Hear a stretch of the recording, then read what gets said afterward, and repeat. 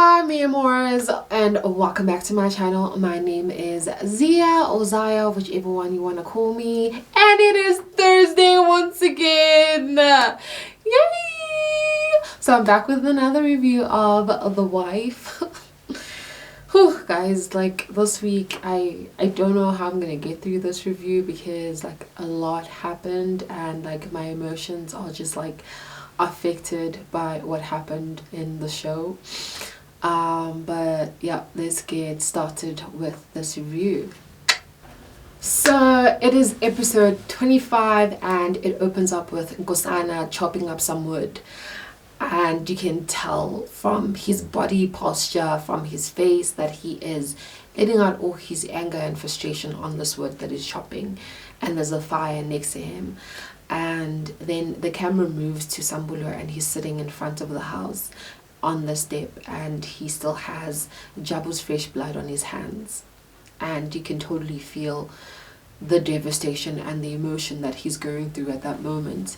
Then Mqhele comes to him and says to him, Yobe, and that they must go back in the house. So he tries to pick him up, and as he stands him up, he just breaks down. Like he is just like floored with emotion, and you can tell that this has really affected him. And Sambulo is not a person who shows emotions often, or any of the Zulu brothers. And then it moves to Hlomu, and she is in her bedroom. Langa's there with her, Mqhele's there, and Ziga's there also. She's lying on the bed and she's facing up, and then Ziga's like to Mqhele, let's go out. So they leave the room and it's just Langa and Hlomu in. And then Langa's like, I have some tea for you, Shomo, and she's not even listening to what he's saying. And then he says to her, this too shall pass. And then Hlomu is like, Zenze ningane Langa. You know, when she asked that question, I was just like, oh my gosh, it's just so heartbreaking. And then she's like, Zenze ningane zami. And Langa's like, I think it's time for you to reconsider the decision that you've made. Basically her getting married into this family. And then he says, we almost died. I almost died, mom almost died, dad almost died, you almost died, and I don't want you coming back home in a coffin. So he's saying that to her, and I understand where he's coming from. Like, you don't want your sister to be killed in a rivalry that has nothing to do with her. But yeah, this is the decision that she has made for herself, and I don't see her leaving the family. And then it moves on to the next day, where it's Lux and Lerato, and they're sitting outside, and Lux is trying to make is trying to process what happened the day before, and like what possibilities there are for such a thing to happen. And him and Lerato are just going back and forth, bouncing off who it could possibly be. So he thinks it's one of she thinks it's one of Mqhele's exes, and she says, and then he says, what if it's Sandile? And Lerato's just like, Sandile does not have it in him to do something like this, which is true. We all know he doesn't have the balls for something like this. And then Lux says he wants to write an article about this, and Lerato's like, no, no, no, no, no, you cannot do that. And he's just like, why? It's like, because Hlomu's our friend. And he's like, no, she's your friend, not mine. And Lerato basically tells him, you better not write that story if you know what's good for you. And then she leaves. And then it goes to Nkosana. He's outside polishing his guns, and he's speaking to Lerato, and he's asking him to be of assistance in finding the people who did what they did at their house. And Lerato is like, yeah, he will help them in whatever way he can. And then Nkosana says, they're gonna wish that Bakalekisiwe is Beletho zonina. So basically they would wish that they mother's wombs were cursed. Basically, in simpler terms is what he means. And then it goes to Langa talking to the cops. So the cops come to the house, they're investigating what happened. Langa's telling them that he doesn't remember anything. As they're having this conversation, Mqhele comes with Nziga, and he's just like, you guys are doing this investigation, have you found the people who killed my brother?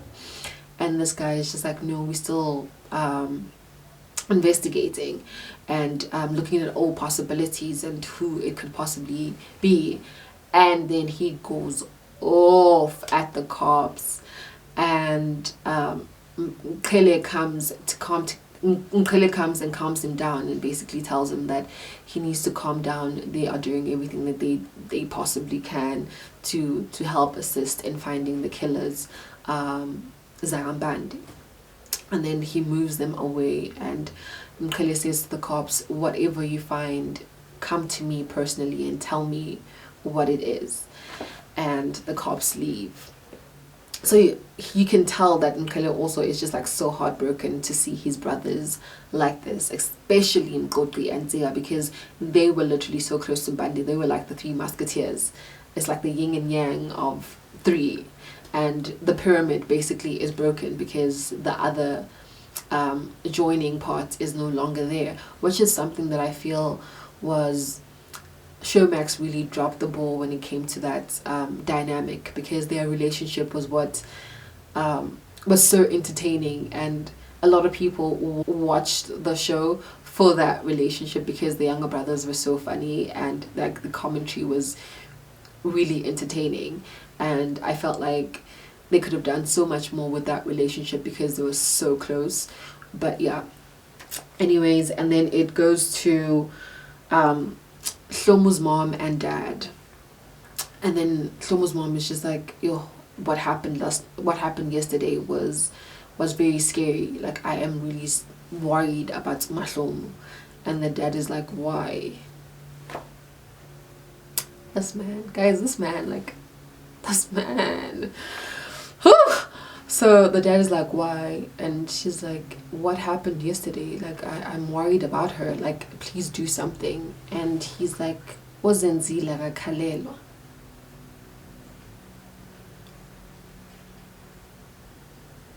I mean, yeah, but like, I mean, you're her father. So he says that, and the mom is just like shocked that he's saying that. And he's like, I tried to speak to my Hlomu and she did not listen to me.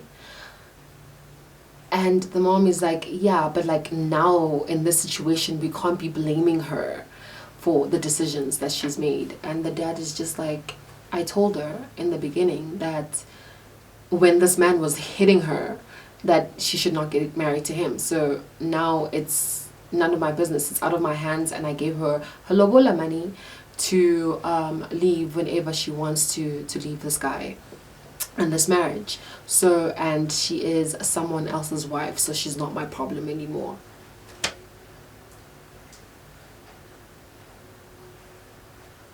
What?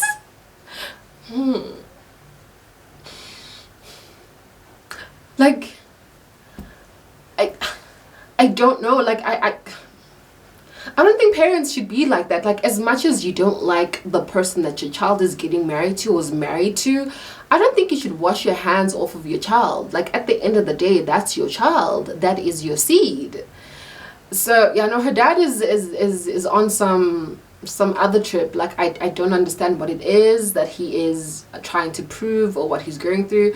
But anyways, it goes to Lux watching a video or watching something or listening to something of where they are talking about Usbopo and Nomafu. So the parents of the Zulu boys, and basically giving the backstory of what happened to them. So now he's starting with the investigation, which is a bad idea. Like, if he knew what the F he was doing, he would not even be trying to write a story about this family if he knew was good for him. But he does not know, and he will find out. So yeah, he's listening, and then Lerato's like, we need to go, and I have things that I have to do in Joburg. And he's like, yeah, no, just give me like a few minutes. And she's like, we need to go. And then it goes to Jabu's parents. So they came to the family's home to fetch her spirit. So in I don't know if it's done in all cultures, but like black cultures, specifically our South African cultures, if a person dies at a place that is not their home, the family has to come and fetch that person's spirit and tell them that we are going home, we have come to get you, and now we are going home. So they have to shweleza the whole time, like they have to speak to the person the whole time until they get home. So they had come to fetch Jabu's spirit, and as they're doing that, Sambulo tries to talk to Jabu's mom and says how deeply sorry he is about what happened, like he loves her and he still loves her even now, and they would like to backlash, like to help them in the funeral arrangements. So he gives them like an envelope full of money. The mom opens it up and it's money, and then she throws it at him and says, it was supposed to be you giving me this money is not going to bring back my daughter, blah blah blah blah blah. She goes off at him, and like Sambulu is so devastated because like he truly loved this girl. Like you could tell that he really truly loved her, and he was making plans to get married to her. So for her mom to react the way that she did, it was really heartbreaking for him. And then they go, the family goes, and Mqhele and him go inside the house, and the brothers are sitting in the living area, and they're talking about how they're gonna find this man or these men. They're talking about how they're gonna find these men, and how they are not going to be patient in trying to find them, not gonna waste any time. They're gonna work at it right now. And then Mandisa comes in and she sits next to Ngoba, and she's just like, we know whose fault it is that this happened. We were not supposed to come back to this place in the first place, and yeah, but we had to come back for that one person. Basically Shomo is to blame for them coming back and this happening. And Ngoba's just like, awukahle Mandisa, like can you just like calm yourself, can you just we're not trying to hear that right now.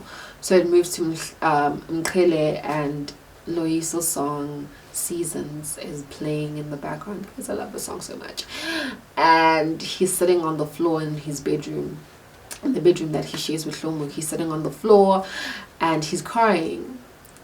Another thing, like you don't see such emotions from any of the Zulu boys, like none of them. So the fact that he's sitting on the floor and he's crying, this has truly affected him and everybody else in the family. So Hlomu comes in and she sees him on the floor, and she goes and she sits next to him, and then he says to her, you should be living a very happy life right now, and I have taken you and brought you into this crazy world of mine, and I am sorry. You're supposed to be happy. And then she says, so she basically says to him, Zulu, Anjabulo yami la kuwena, mina ngashiya yonke into ngakhetha wena ngoba inhliziyo yami yayifuna lokho. So basically, you don't have to be sorry for anything because I chose to be with you. And then he says he is sorry for, he blames himself for bringing everyone into that place, bringing back everyone to Mqhele because he wanted to get married to her. And I understand why he would feel like that, but also it's not his fault. So he just starts crying, like he just starts crying like a baby.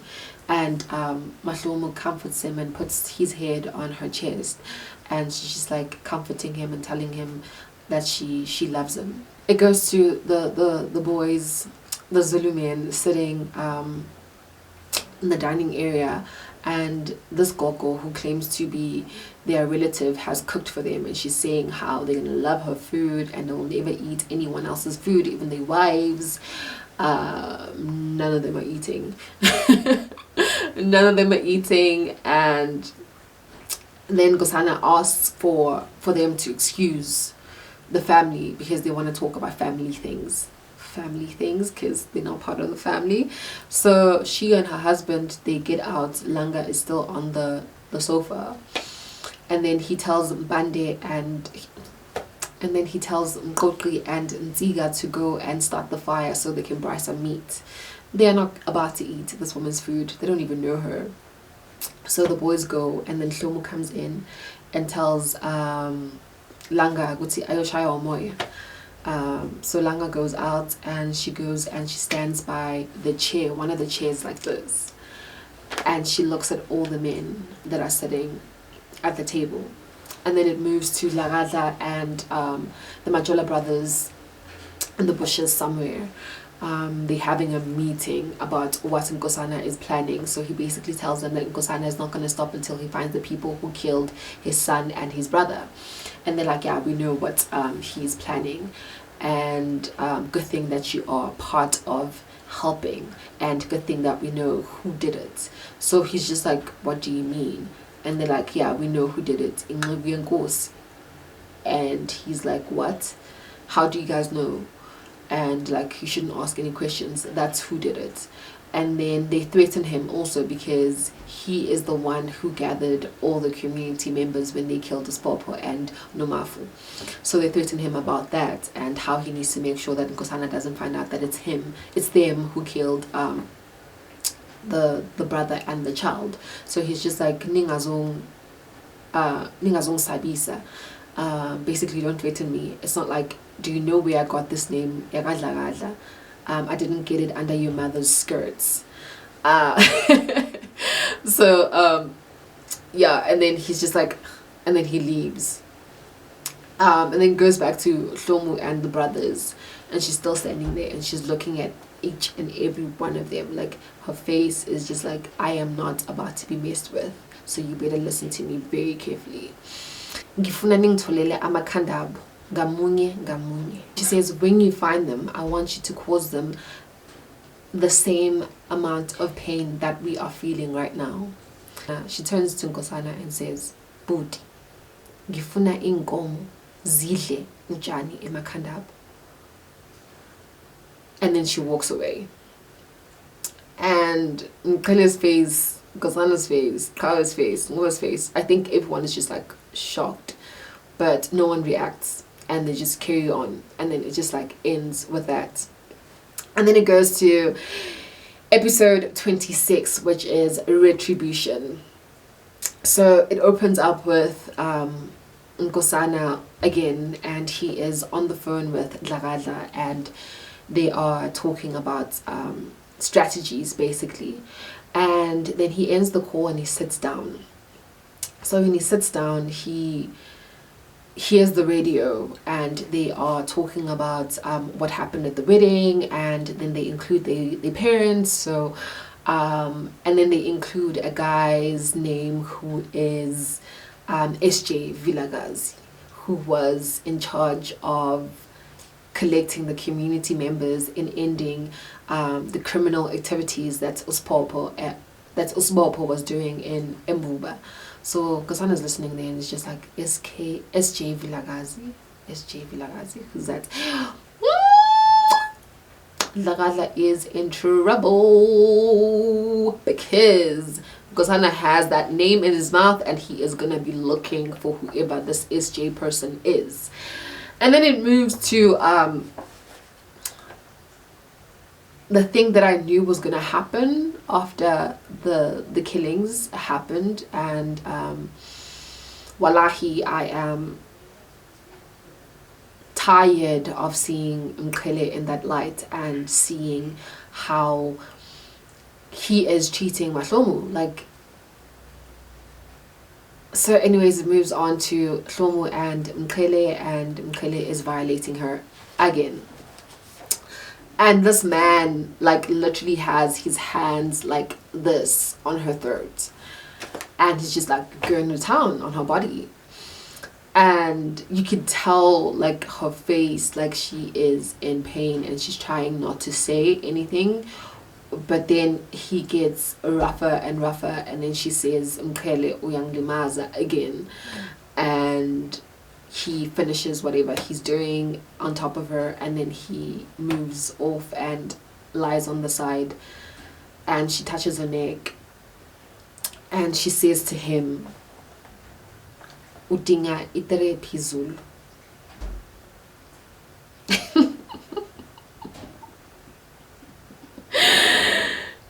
Yo, and then he keeps quiet, and then she says, umzimba wami akulona iground yakho. And I'm just like, yes, girl, yes, your body is not his ground. Like, it's not for him to do whatever he wants to do with it. So, and then she also says, you need to find another way to let out your anger, your frustrations, which is the truth. He needs to find another outlet, not her body. Like, honestly, not her body. Yes, she's his wife, and she's supposed to be there for him and take care of him, but like not in that sense where he uses her body as, there's a word I want to use but I can't use it, but yeah. And he gets dressed, puts on his pants, and he walks to the window to smoke, and then he says ini, then he says ini, and then she says to him, I don't know if you're hearing me. And then he says, he keeps quiet for a little bit, and then he says to her, I won't give someone I don't know my money, and then also tell them about my sex life. And then she's like, that's not what I mean. Oh, and then he says to her, yo guys, this triggered me, like it made me so angry. And then he says to her,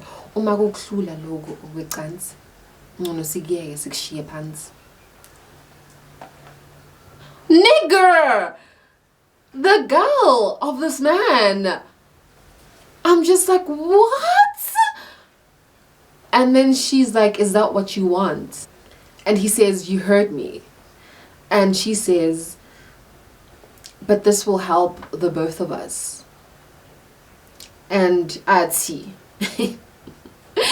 Like, before she could finish, like, literally goes to her, and he opens his zoom lenses. Like, he literally opens his eyes and gets closer to her.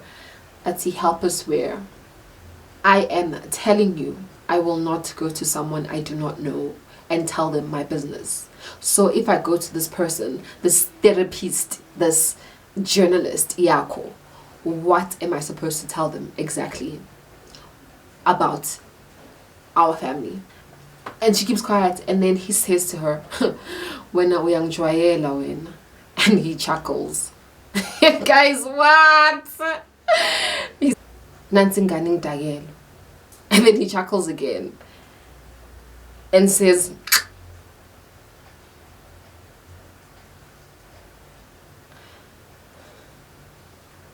what?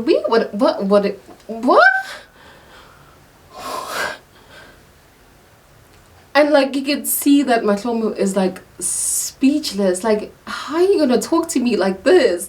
And then you're gonna call me ingane. Now I'm a child? I am not your wife?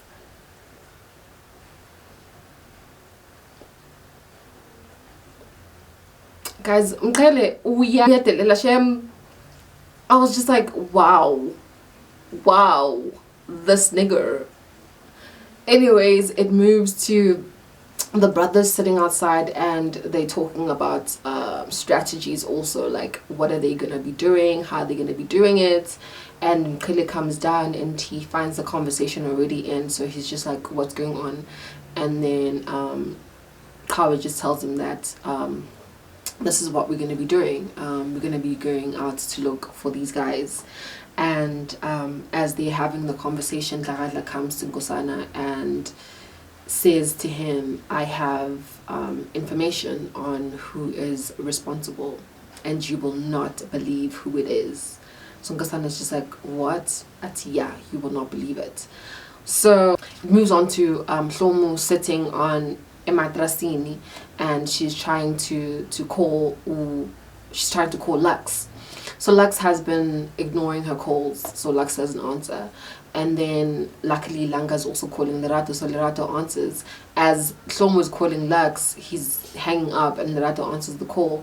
And then she's like, can I please speak to Ulukolo? And then Lerato calls him and he says, no, I'm busy with something, tell her I'll talk to her later. So Lerato tells Hlomu this, and Hlomu's just like, basically we are Mqhele. And Lerato's like, what's going on? And she's like, he wrote an article about my wedding and what happened there. And Lerato's like, what? Because she basically told him not to do it. And she's like, yeah, he did that, and what he did is so insensitive. Our family is mourning and he's doing this. I can't believe that he would do something like this. So Lerato's just like going off at how yeah, no, she's right, she's very insensitive. And Uzomjinda was like, and then it goes to Nkosana and Lerato kidnapping the guy so they kidnap the guy and take him wherever they take him and leave his truck there. Then it moves on to the office and Hlomu's phone is ringing, guys. Why? So Hlomu's phone is ringing and Lerato's nowhere to be seen. So Lux walks out of his office and he answers the call. It is the constable. So the constable is looking for my Hlomu, obviously. And then Lux is like, oh, she's not here. Can I take a message? So the constable is reluctant to tell him. And he's like, no, I'm the editor, so you can tell me whatever it is that you want to tell her. And then he's like, oh, yeah, just tell her that the boy that I was talking about, the one who got arrested, is the one who died. So Lux is like, what? It's like Mbande Zulu.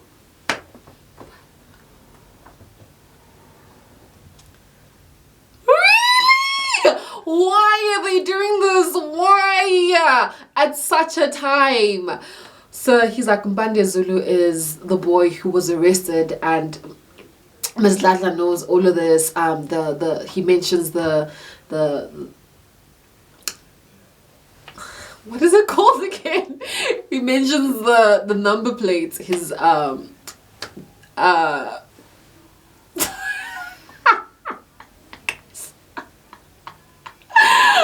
was just like, I can't believe that he knows. So he mentions the number plate and how his fingerprints were found on the number plate, and Lux is just eating this up, guys. Like, he is just like, oh, I just hit the jackpot. But he also just signed his death certificate, because if he prints anything about the Zulu brothers or investigates further, I don't know how long he will live.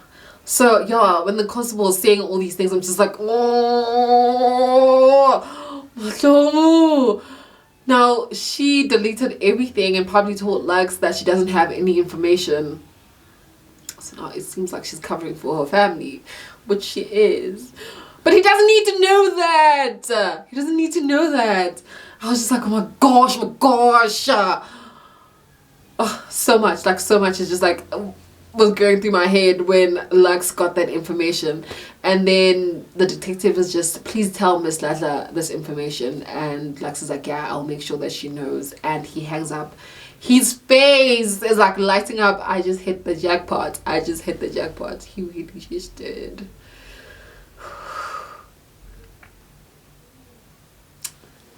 When are the Zulus gonna get a break, guys? When? But anyways, then it goes to Mandisa and Hlomu having a very genuine conversation, like emotion filled. Like, we actually get to see that Mandisa is a person. Like, not that we didn't see it before, but like we get to see that she actually has genuine emotion, and she's a person. Like, yeah. So Hlomu's like to her, she's strong for still being in this family, and how does she deal with all the things that are happening in this family. And Mandisa's just like, girl, this is nothing. Like, what's happening in this family is lightweight. Like, it's nothing compared to what I have been through. And then she tells her that I was a prostitute, and Hlomu's just like, what? And she's like, yeah, I was a prostitute before and if I could tell you the things I've been through. So she tells her the story of the guys who would beat her, like they would have sex with her but like wouldn't want to pay and would beat her so that they don't have to pay her. And then she got an oak up so she could fight back. Some she could fight off and others she couldn't. So it was a win some lose some type of situation. And how she met Mqhele, actually he was one of her clients, and she's just like, what?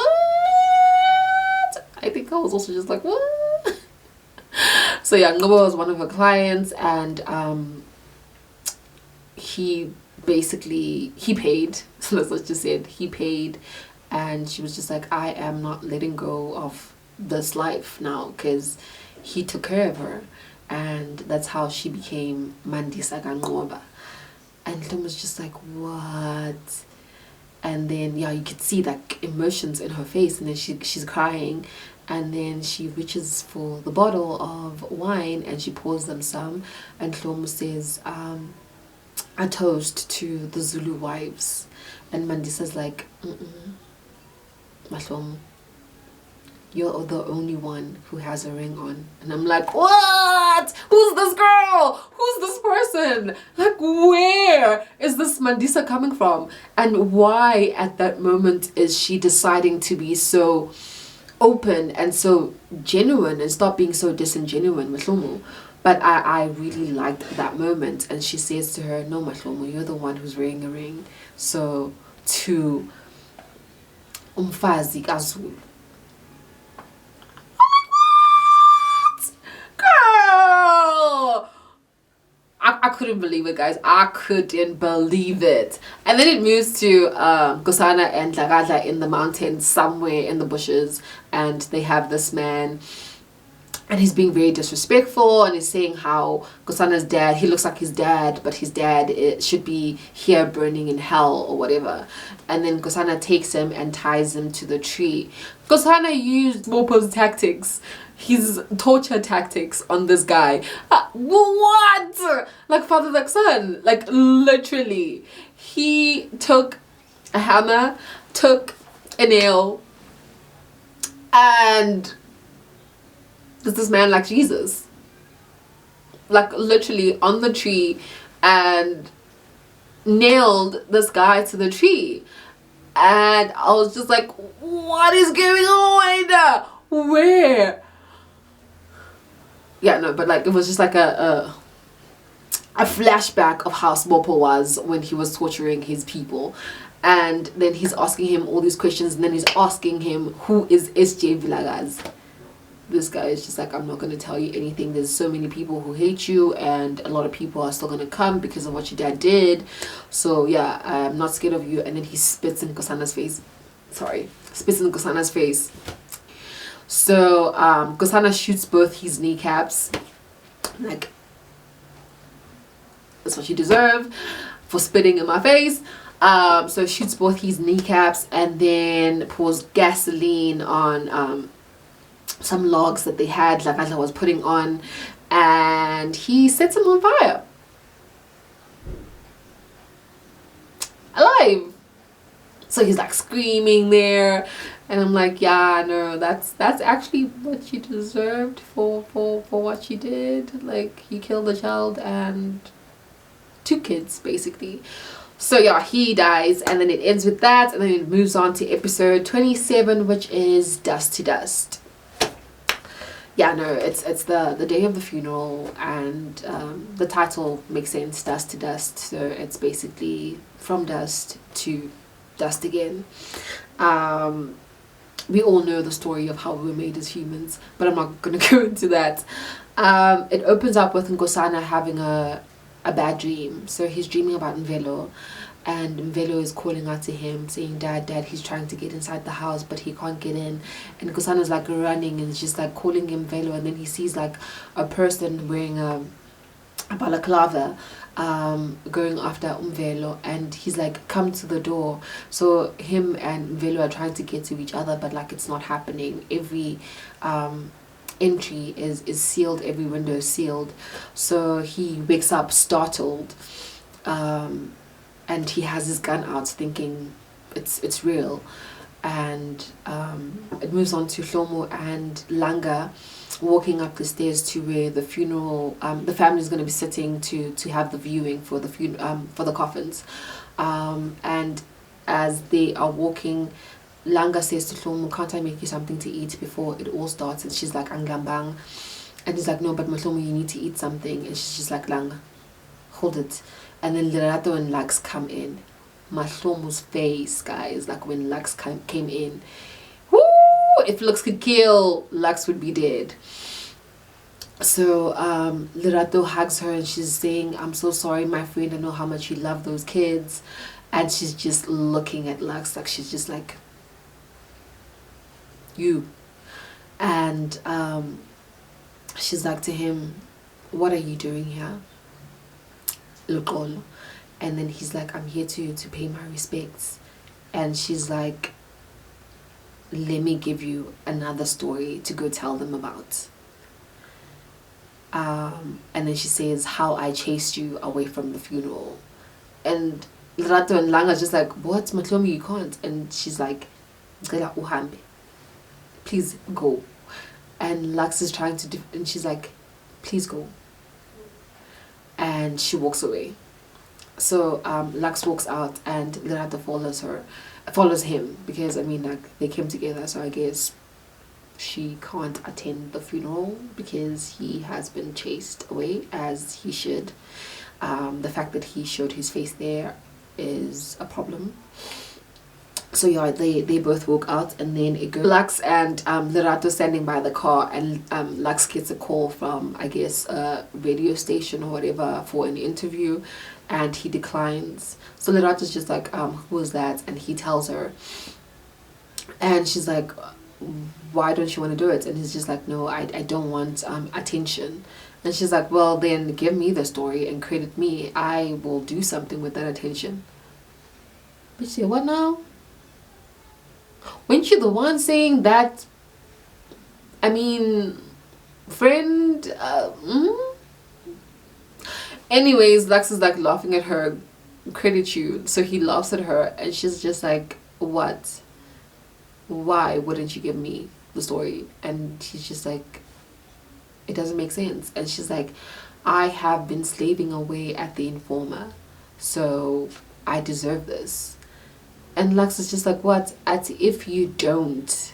I kind of knew this was going to happen. Like, in my head, I kind of knew it was going to happen because it's Lerato we're talking about. So she's like, "If you don't credit me or give me the story, I will go to HR and tell them that you sexually harassed me."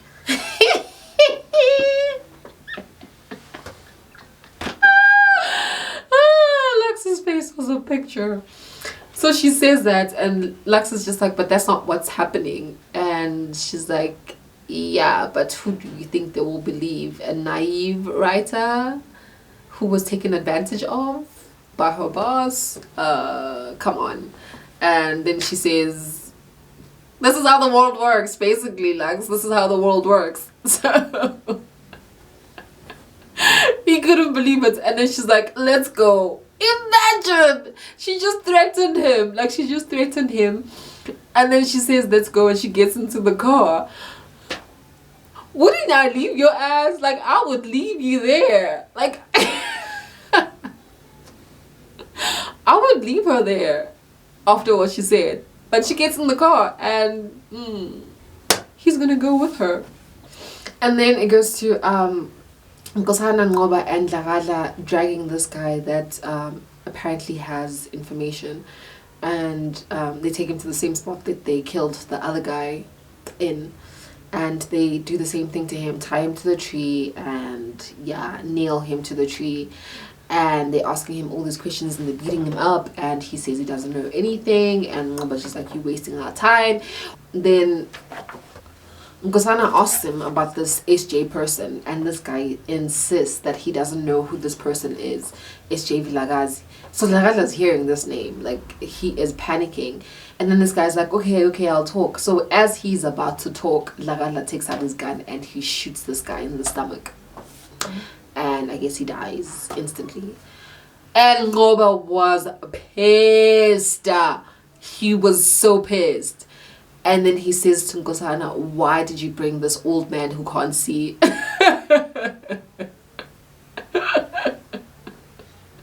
This guy was about to tell us what's happening.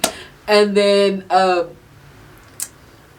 guy was like, no, he wasn't going to tell you guys anything. He was being disrespectful and he was taking too much time and we have to go back home because the funeral is taking place. So they both like very upset, and then Kosana's like, the next time you do not do anything, I tell you what to do, okay? You don't just take decisions. Yo, Ngoba is fuming. So, and then it goes to the family now about to view the coffins, and Mqhele goes to Nkosana and says to him, you know we can't bury Mvelo, right? Without his mom here. And Nkosana's like, his mother is here, which is Hlomu. And Mqhele's like, you know what I mean?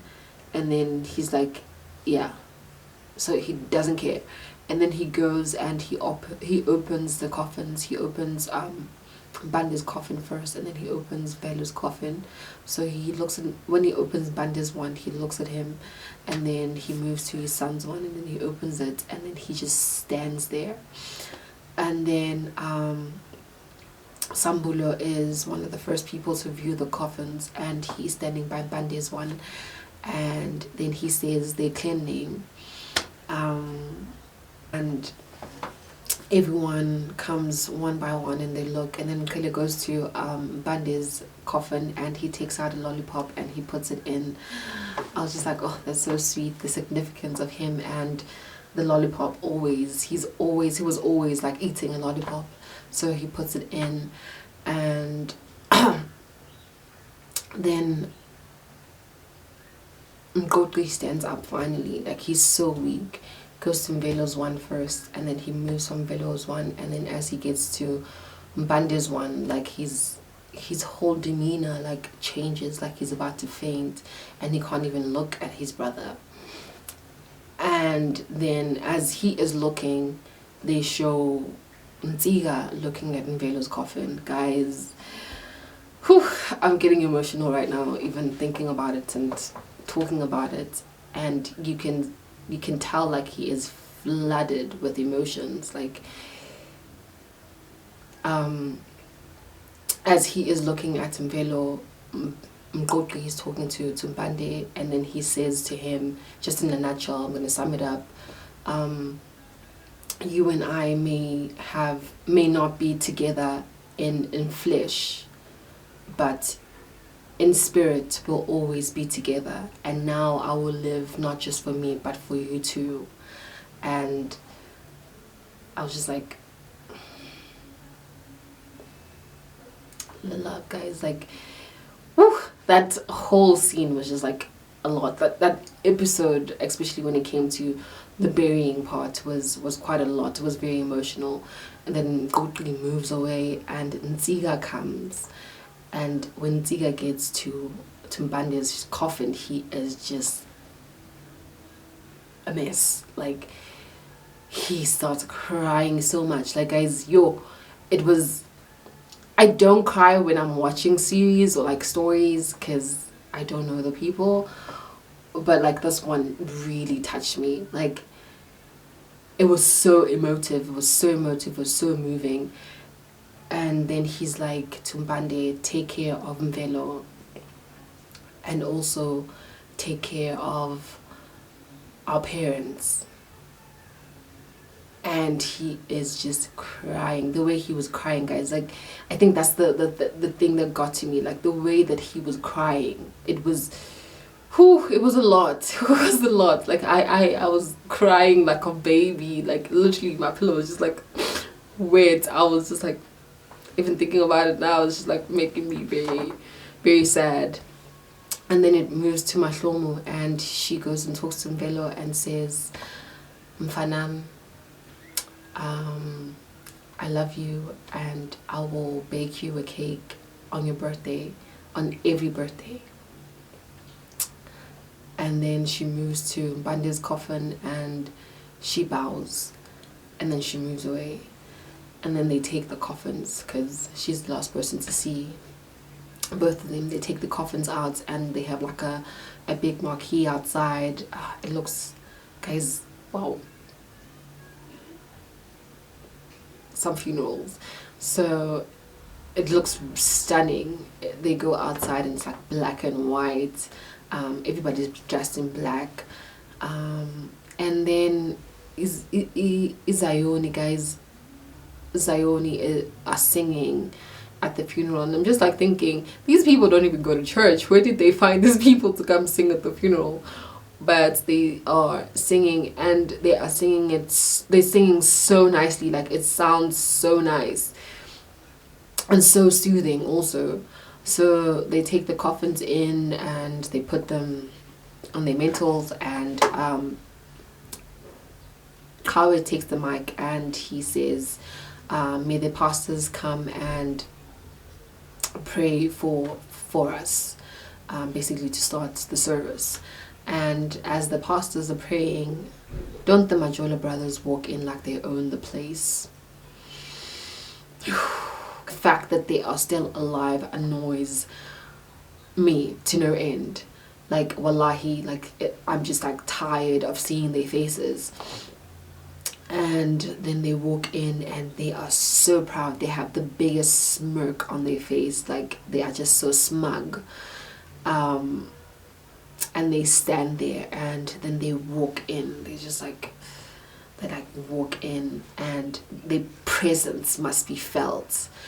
And the pastors are praying, and they walk in and they come and stand in front of Nkosana.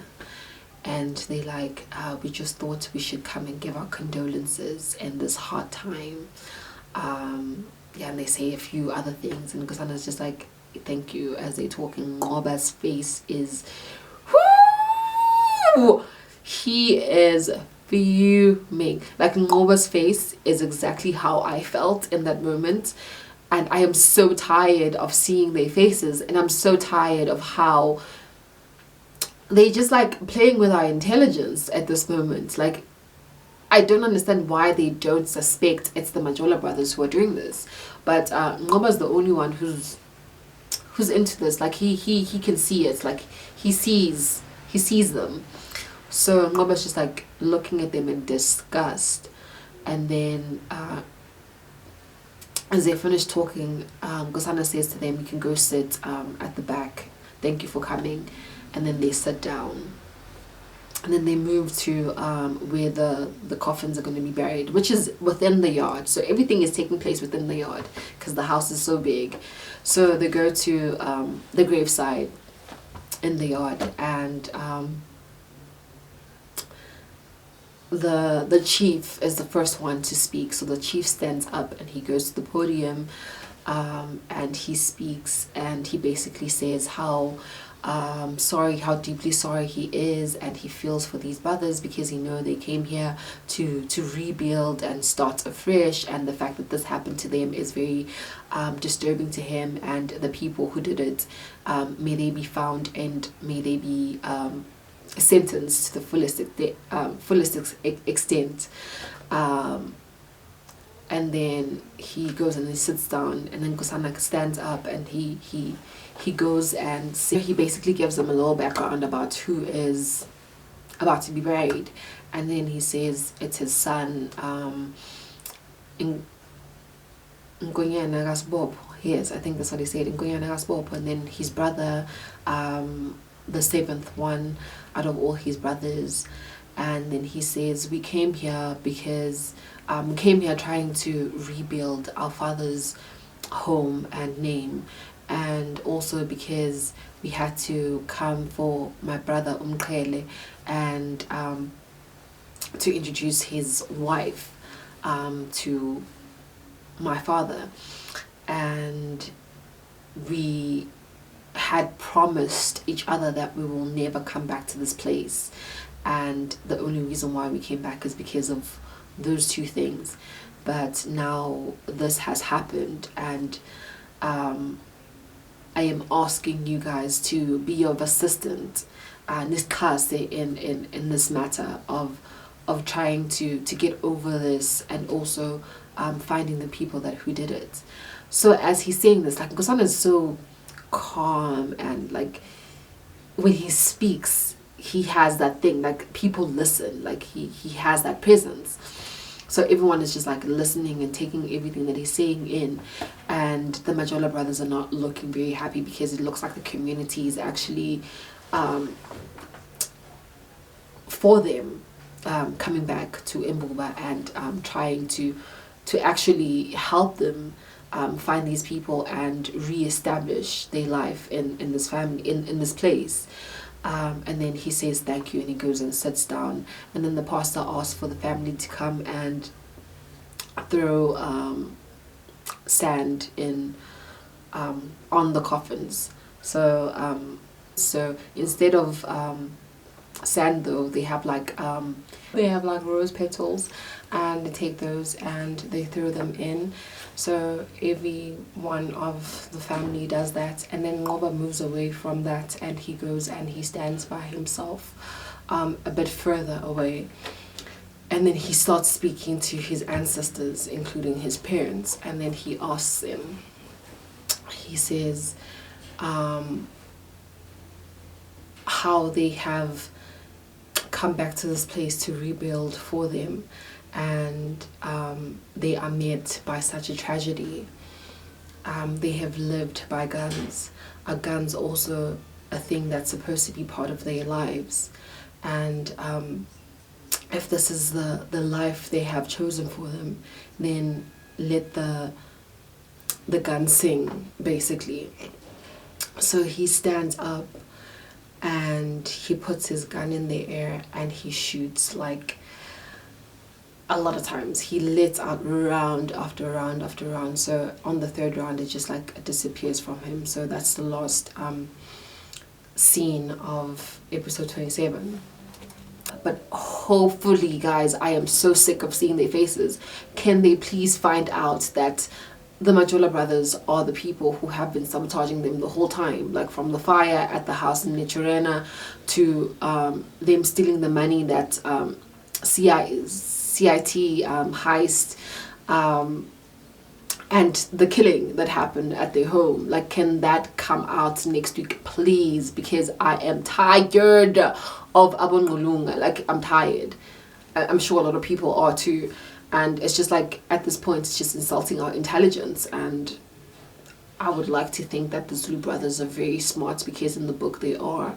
So can they please have the same sense of intelligence that they had in the book in the show? Because right now it's just two guys who are playing chicken with 8 brothers. Well, not 7. With 7 brothers. And no, I'm tired. Next, what to look out for also is Lux, guys. Lux has found out that Hlomu knows about the City Eye heist more than she has told him. That's gonna be in the next episodes. Like, I feel like we're gonna see developments in what Lux is gonna do with that information that he received from the constable, and how Hlomu is gonna react, or what Hlomu is gonna do after the whole Lux article situation, after the whole debacle. I don't know if she's gonna want to still work at the Informer, or if she's gonna quit her job. How Hlomu's relationship with her father is gonna be like, and how Mqhele is also gonna be like after the whole Ngane situation. And I also, the other thing with this episode, what I did not like is how he was so distant from, like, he was so distant from her. Like, he wasn't like there for her. I feel like he wasn't there for her like a husband should be. Like, I feel like he only went to her to do what he wanted to do and to let out that frustration, and that was it. There was literally no intimacy between them, nothing. And I really want that to come across in the next coming episodes. I want to see Mahlomu being happy again, blushing again. We all want to see it also. I mean, she also mentioned it Bali mentioned it and said she misses seeing Hlomu smiling, and but yes, we all miss that. We want to see her smiling and blushing again like she was when Mqhele was still courting her. Not how sad and miserable she is. I know a lot of people say she chose this misery, including her father, but yeah, we can't choose who we love. Like, the heart wants what it wants and who it wants. So yeah, that was this week's episode. My energy is not as high as I would like it to be because I feel like I was just so drained. Just so drained from watching the episodes this morning and everything that I saw and everything that I felt. But if you guys like this video, give it a thumbs up. Also, don't forget to comment down below, subscribe, like, and share it with your friends. Thank you guys for watching.